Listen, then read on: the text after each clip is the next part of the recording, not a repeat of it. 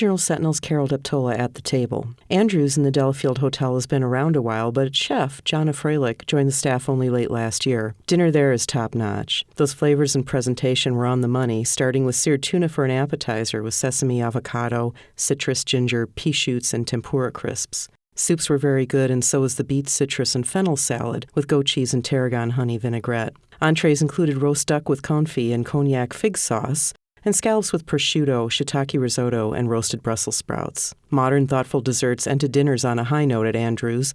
Desserts like almond cake with apricot, Bavarian cream, and cherry sorbet, vacherin, a meringue topped with guava mousse, raspberries, and passion fruit sorbet, served with a tiny raspberry ginger float, and chocolate peanut butter terrine with malted milk ice cream, caramelized bananas, strawberry candies, and caramel corn. You can read more about Andrews in Friday's Journal Sentinel or at jsonline.com. For News Radio 620 WTMJ, I'm Carol Deptolla.